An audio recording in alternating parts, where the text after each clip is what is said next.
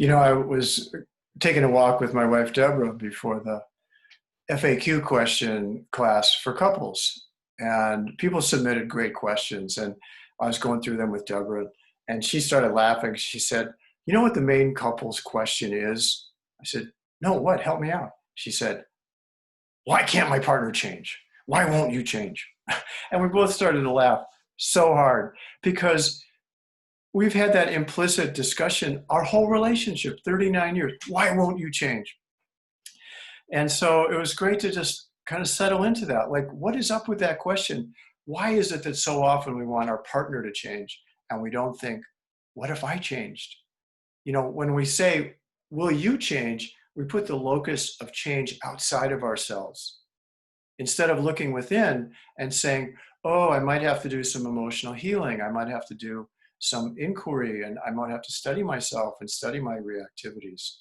So the idea of putting the change on your partner, why won't they change, is very defensive in a way.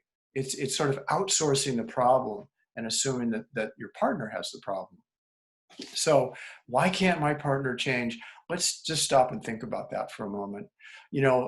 I've described what I lovingly call the four horsemen of the relationship apocalypse. John Gottman has a version of this that are a little different than mine. So two of the horsemen are attacking and defending, and two are pursuing and withdrawing in my little format. So these are patterns that have to go together. A person who defends usually feels attacked. A person who pursues, it often initiates a withdrawal. The person pulls away. So these patterns move together. So the person who's initiating the question, why won't you change, or why won't my partner change, is really longing for something inside themselves. They're longing for an opening. They're longing for feelings of love, generosity, compassion, ease, acceptance. And they think that the way to get that is for their partner to change. That's so interesting, because consciousness is best applied within, to look at your own reactivity. What is it that triggers that question? It's a feeling of loneliness, or a feeling of resentment, or a feeling of depression that you can't get what you want.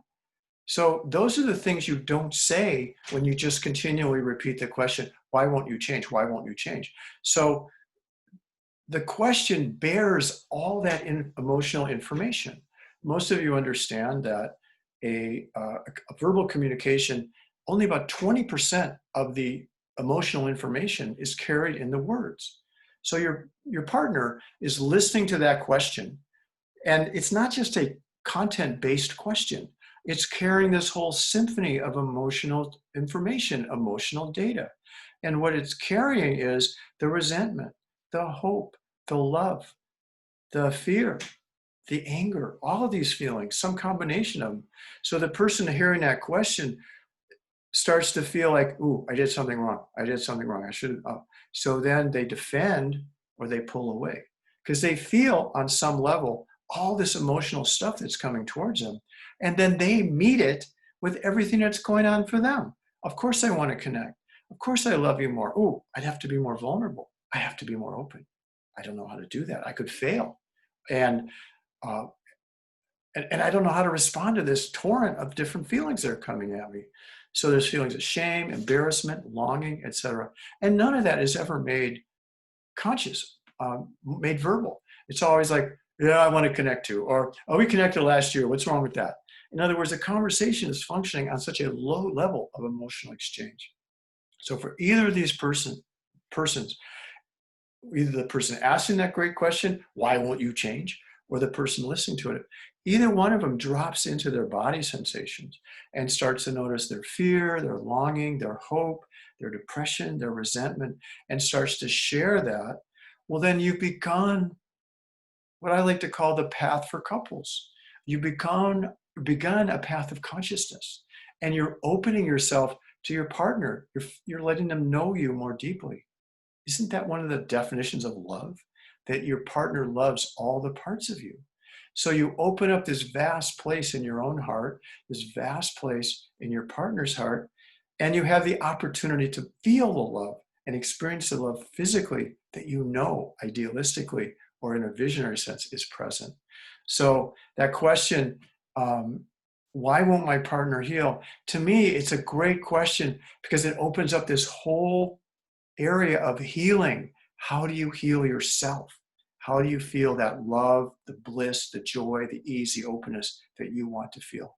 It's by applying consciousness and awareness to your reactions, to your communications, and to your intentions. And I outline that in my book, A Path for Couples. And on my website, there's lots of reading and materials.